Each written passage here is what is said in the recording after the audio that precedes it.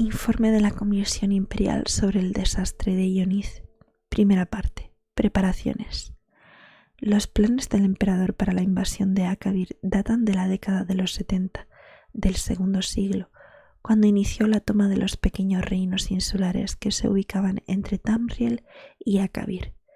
Tras la caída del Puerto Negro en Esroniet en el año 282, Uriel V ya estaba planeando cómo hacerse con el premio que ansiaba. Ordenó la reforma a fondo del puerto, que serviría para organizar a las tropas invasoras, y como vía para el avituallamiento a lo largo de la campaña, en aquella época inició la construcción de los numerosos e inmensos transportes oceánicos que serían necesarios para efectuar el cruce final hasta Akavir, una de las deficiencias de la armada hasta el momento. Queda claro que el emperador comenzó a preparar la invasión con anticipación, incluso antes de terminar la conquista de Roniet, y que no se debió a un repentino capricho, tal y como algunos piensan. Cuando el príncipe Bashamón sometió a Esroniet a la autoridad imperial en el año 284, el emperador pudo dedicar toda su atención a planear la campaña de Akavir. Se enviaron expediciones navales en los años 285 y 286 para sondear las rutas marítimas y costas de Akavir, y se contrató a varios espías a sueldo del imperio para que obtuviesen información, ya fuera mediante artes convencionales o mágicas. A la luz de dicha información, el reino de los Saesci, al suroeste de Akavir, fue el primero de los objetivos elegidos para la invasión. Mientras tanto, el emperador iba reuniendo su contingente expedicionario. Se creó una nueva flota del lejano oriente para la campaña, que por un tiempo dejó en evidencia al resto de la armada. Se dicen que es la flota más poderosa jamás reunida en la historia de Tamriel. Las legiones quinta, séptima, décima y 14ª fueron las elegidas para efectuar el desembarco inicial. A estas les seguirían los refuerzos de la 9ª y de la 17ª, una vez se asegurase la cabeza de playa.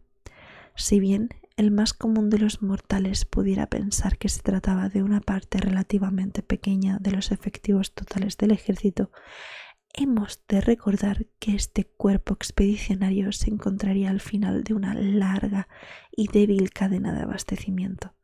Además, el emperador y el mando de la armada opinaban que la invasión no encontraría mucha oposición, al menos en un principio. Quizá lo más importante es que la armada tan solo contaba con capacidad de transporte pesado suficiente para 4 legiones a la vez. Llegado este momento, hemos de reseñar que la comisión no halló error alguno en los preparativos a la invasión del emperador.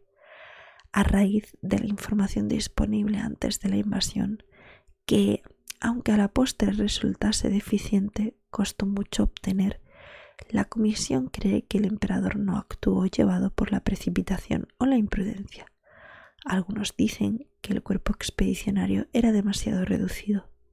Por el contrario, la comisión estima que, aunque se hubiera dispuesto de embarcaciones para trasladar y abastecer a más legiones, circunstancia harto imposible sin perjudicar el comercio en todo el imperio, ello habría acrecentado la magnitud de la tragedia y no la habría evitado.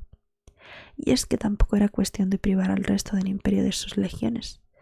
El recuerdo del usurpador Camorano aún era reciente, y el emperador creía, y así lo entiende la comisión, que la seguridad del imperio se resentiría al enviar más tropas fuera de Tamriel. En cualquier caso, la comisión sostiene que el cuerpo expedicionario era demasiado grande, a pesar de la creación de 2 nuevas legiones durante su reinado y la refundación de la 5ª. La pérdida del cuerpo expedicionario dejó al imperio en una posición peligrosamente débil en relación con sus provincias, tal y como demuestra la situación actual. Ello sugiere que la invasión de Akavir estaba por encima de la capacidad del imperio en aquel momento, aunque el emperador pudiera haber mantenido y desplegado un ejército mayor en Akavir, el imperio se habría hecho añicos a sus espaldas. Segunda parte. La invasión de Akavir. El cuerpo expedicionario abandonó el Puerto Negro el 23 de mano de lluvia del año 288 y, bendecido por los elementos, ancló en Akabir después de 6 semanas de travesía.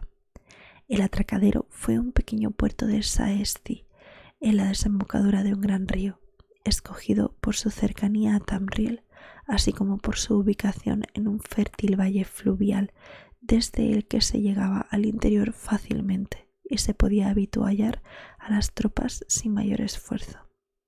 En un principio, la suerte pareció sonreírles. Los Zaesi habían abandonado la ciudad al aproximarse el cuerpo expedicionario, por lo que la tomaron y le pusieron el nombre de Septimia, la primera colonia de la nueva provincia imperial de Akabir. Mientras los ingenieros fortificaban la villa y ampliaban las instalaciones del puerto para dar servicio a la flota del lejano oriente, el emperador marchaba al interior acompañado de 2 legiones. Cuentan que el territorio circundante era fértil, de campos bien irrigados, y que el ejército se hizo con la siguiente ciudad corriente arriba al no hallar oposición alguna. Esta ciudad fue refundada con el nombre de Ioniz, y el emperador decidió establecer allí su campamento. Era más grande que Septimia, y desde su ubicación se dominaban mejor los campos circundantes. El cuerpo expedicionario aún no se había topado con una resistencia digna de tal nombre, aunque tras las legiones venían patrullas enemigas a caballo que les impedían disgregarse, a menos que fueran en grandes avanzadillas de reconocimiento. Algo que echaba en falta al emperador era la caballería, ausente por falta de espacio en el transporte naval, aunque por el momento los magos guerreros compensasen tan merma con sus artes mágicas de reconocimiento. El emperador decidió mandar emisarios para que contactasen con quien fuera el que gobernase a los Saesci, rey o no, pero sus mensajeros jamás volvieron. Al echar la vista atrás, la comisión entiende que se perdió un tiempo precioso en dicha empresa mientras el ejército seguía apostado en Ioniz. Tiempo que podría haberse empleado en avanzar rápidamente mientras el enemigo seguía, al parecer, estupefacto ante la invasión. Mas el emperador creía en aquel entonces que los Saesci se rendirían ante el poderío del imperio y que bastaría negociar para adueñarse de una provincia más sin enfrascarse en batalla. Entretanto, las 4 legiones estaban ocupadas construyendo la vía entre Septimia e Ioniz, creando puestos de vigilancia fortificados a lo largo del río y reforzando las defensas de las ciudades, lo que les resultaría muy útil llegado el momento. Al carecer de caballería, las avanzadillas de reconocimiento resultaban bastante limitadas y la comunicación entre las 2 ciudades estaba bajo la continua amenaza de unos asaltantes que las legiones aún no sabían doblegar. El plan original era traer a las 2 legiones de refuerzo una vez hubiese un puerto lo bastante seguro para atracar, pero se tomó la fatídica decisión de posponer su llegada y usar la flota para trasladar colonos en su lugar. El emperador y el consejo estaban de acuerdo en que, debido al completo abandono del área ocupada por sus habitantes, era necesario traer colonos que arasen la tierra para que el cuerpo expedicionario no hubiera de depender plenamente de los suministros por vía marítima. Además, se habían desatado disturbios en Ieneslea a través de la ruta de suministro de Akabir, y el consejo sostenía que las legiones 9ª y 17ª habrían mejor pacificado esos territorios y asegurado el avituallamiento del cuerpo expedicionario. Los colonos civiles y sus suministros comenzaron a arribar a Septimia allá por mediados de Fuego Hogar y se encargaron de aprestar los campos, tarea ya iniciada por los legionarios para la cosecha de la primavera. Consigo trajeron un destacamento de caballería, por lo que casi cesaron los asaltos en las 2 colonias imperiales. Los emisarios de los Saesci llegaron finalmente a Ioniz, al parecer con intención de negociar la paz, y el cuerpo expedicionario se preparaba para el invierno, que se prometía sin sobresaltos. En aquella época, el consejo urgió al emperador para que retornase a Tamriel con la flota para tratar los innumerables aprietos del imperio mientras el ejército quedaba en sus cuarteles de invierno. Mas el emperador entendió que sería mejor permanecer en Akabir. En buena hora decidió quedarse, pues gran parte de la flota, incluido el buque insignia del emperador, fue hundida por una tormenta a comienzos del invierno en su viaje de vuelta.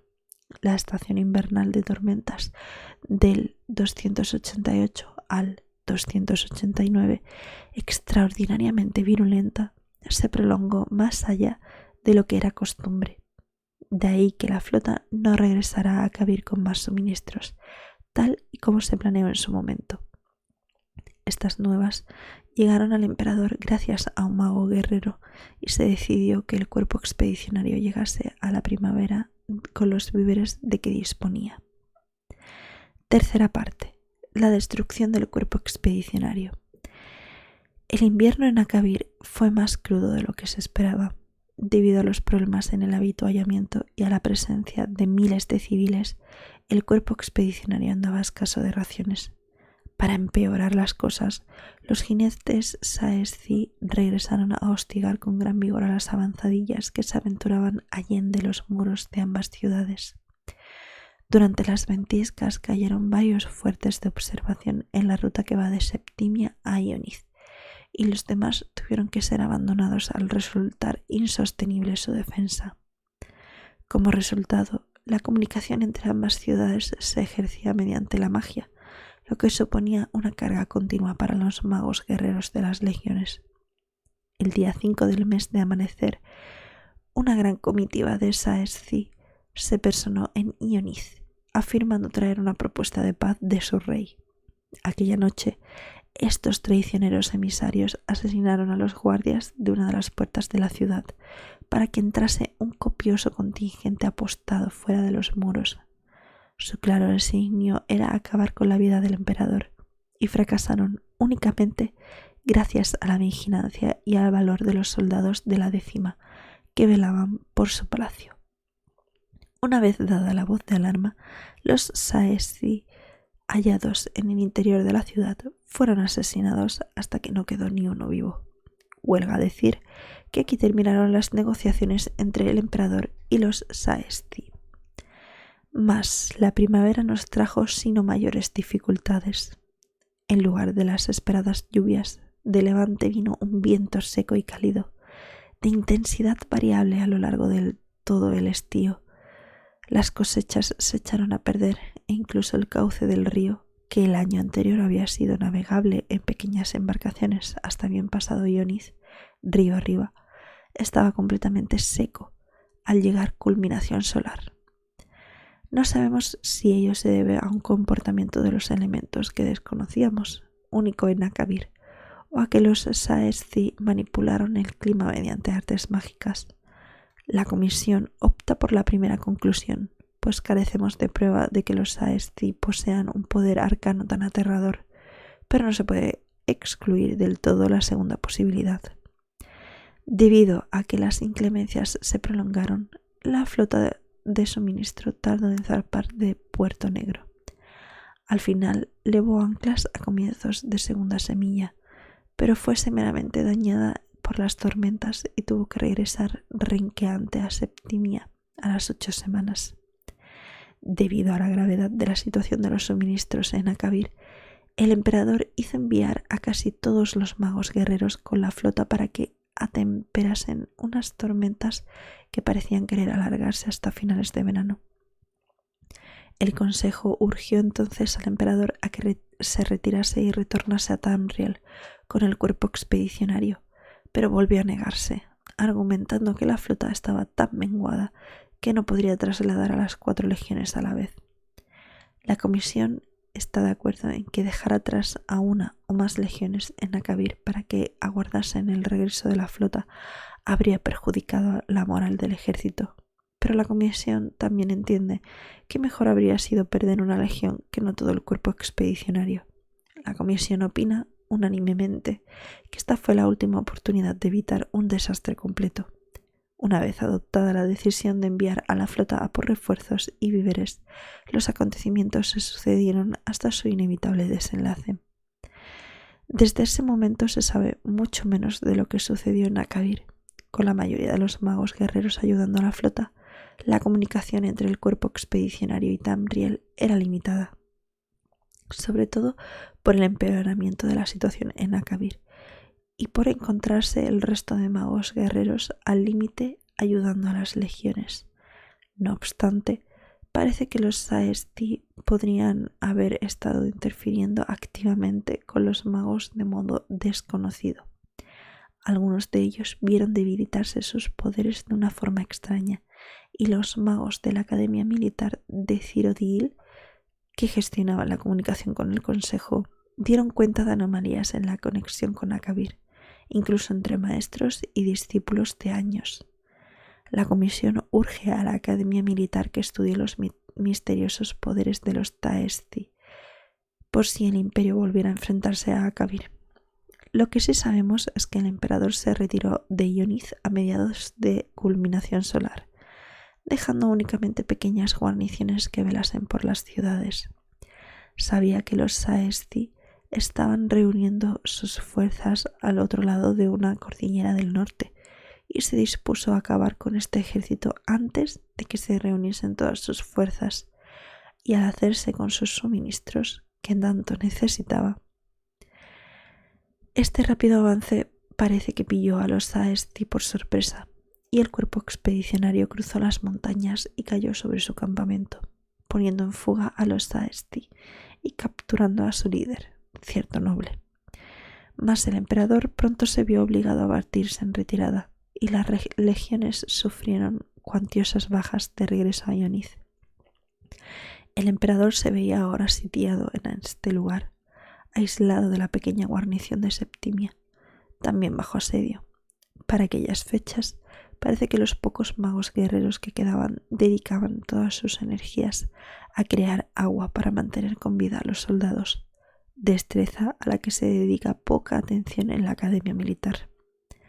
La flota llegó sana y salva al Puerto Negro, gracias al contingente de magos guerreros, pero todo intento de retornar a Akavir se vio frustrado por las violentas tormentas que fustigaron Esroniet hasta finales del año 289. La última vez que el Consejo estableció contacto con el emperador fue a comienzos de la helada. Al llegar el mes estrella vespertina, su preocupación era extrema ante los hechos acontecidos en Akavir. De ahí que ordenase zarpar a la flota independientemente del riesgo. A pesar de haberse prolongado las tormentas, la flota se las ingenió para llegar a Akavir. La esperanza renació al contactar con el mago guerrero del emperador, que informó de que Ionith aún resistía. Se trazaron planes para que el cuerpo expedicionario saliera de Ionith y regresara a Septimia, en donde habrían de encontrarse con la flota. Fue el último contacto directo que se produjo. La flota fondeó en Septimia, y lo que halló fue un iracundo ataque del ingente ejército Saesti. Los magos guerreros lograron contener al enemigo lo suficiente como para evacuar a los supervivientes por mar. Los pocos supervivientes del cuerpo expedicionario que llegaron a Septimia relataron cómo el emperador había sacado a las tropas de Ionith por la noche 2 días antes, rompiendo con éxito las líneas enemigas, pero topándose con el cerco de unas fuerzas aplastantes de camino a Septimia. Narraron la heroica resistencia in extremis del emperador y la legión 10ª, lo que permitió a lo que quedaba de la 14ª llegar a Septimia. 2 supervivientes de la 10ª llegaron a Septimia aquella noche tras colarse por las líneas enemigas entre el caos de los festejos de la victoria. Estos soldados dijeron haber visto morir al emperador, asaeteado por el enemigo mientras reagrupaba la muralla de escudos de la 10ª. Cuarta parte. Conclusión. La comisión estima que la invasión de Akavir estaba condenada desde el principio por razones diversas que, desgraciadamente, nadie podría haber previsto. A pesar de la copiosa información con que contaban, queda manifiesta la falta de preparación del cuerpo expedicionario ante la situación en Akabir. Lo tornadizo del clima que diezmó al ejército y armada resultó especialmente calamitoso. Si no se hubiera perdido la mayoría de la flota del lejano oriente durante la campaña, el cuerpo expedicionario podría haberse retirado en el año 289. Los elementos también forzaron al emperador a asignar la mayoría del cuerpo de magos guerreros a la flota, dejándolos sin su valiosa asistencia durante el combate que siguió. Y huelga decir que la inesperada sequía que afectó Ioniz durante el 289 acabó con las esperanzas de abastecer localmente al ejército y dejó al cuerpo expedicionario en situación harto precaria durante el asedio de Ioniz. Además, los Saesci eran mucho más poderosos de lo que los espías sugerían. La información referente al tamaño del ejército Saesci que presentaron al cuerpo expedicionario era vaga, pero los últimos combates reales se dieron después de que se interrumpiera la comunicación regular entre el emperador y el consejo. No obstante, parece que los Saesci superaban con creces a las huestes del emperador, pues las ingeniaron para desbandar 4 legiones y asediarlas durante varios meses. Como decíamos, la comisión se abstiene de criticar la decisión inicial de invadir Akabir. A la luz de lo que entonces se conocía, el plan parecía sólido. Sin embargo, al estudiar más de cerca los hechos, salta a la vista que la invasión apenas tenía visos de viabilidad. Empero, la comisión sostiene que podemos sacar valiosas conclusiones de este desastre. Para empezar, puede que los Saesci contasen con fenomenales poderes mágicos. Dominar los elementos en un país tan grande parece inverosímil, y hemos de hacer constar que hubo 3 integrantes de la comisión que objetaron vehementemente a que se incluyera este párrafo en el presente informe. Pero la comisión cree que este asunto merece investigación urgente. El peligro potencial es tal que hemos de sopesar incluso la más nimia de las posibilidades. En segundo lugar, parece que los Saesci carecen de armada. El cuerpo expedicionario jamás tuvo rival en las aguas, y los únicos contendientes de la flota del lejano oriente fueron los elementos. De hecho, en un principio se pensó dejar parte de la flota en Akabir para operaciones en el litoral, pero en la práctica había pocos lugares en los que las grandes embarcaciones de la flota pudieran acercarse a la costa, debido al acopio de arrecifes, bancos de arena, islas, etc., que infestaban las aguas ribereñas al norte y al sur de Septimia. Debido a la ausencia de árboles en el llano que circunda Septimia e Ioniz, el cuerpo expedicionario fue incapaz de construir embarcaciones más pequeñas que pudieran surcar las poco profundas aguas costeras. En lo sucesivo, cualquier expedición militar contra Akabir habrá de contemplar las acciones en la costa para aprovechar esta clara ventaja sobre los Saesci, una ventaja que el cuerpo expedicionario, por desgracia, no aprovechó. En tercer lugar, antes de siquiera plantear otra invasión a Akabir, habrá que estudiarse largo y tendido. La información obtenida a lo largo de los 4 años previos a la invasión era cuantiosa, pero inadecuada. Los elementos fueron inesperados del todo, los Saesci más fuertes de lo previsto, y los conatos de negociación entre el emperador y los Saesci desastrosos. En el caso de Akabir, tierra extraña más allá de las expectativas, la comisión entiende que antes de contemplar cualquier intento futuro de invasión es necesario conocer las condiciones, política y habitantes de dicho continente mejor de lo que la conocemos hoy. Para acabar, la comisión ha llegado a la conclusión por unanimidad de que intentar invadir Akabir es una locura, al menos en el estado actual del imperio, pues necesitamos aquí las legiones. Algún día, un imperio en paz y unido volverá a Akabir, a ajustar cuentas por el desastre de Ioniz y por la pérdida de nuestro emperador, pero eso no será ni ahora ni en el futuro más cercano.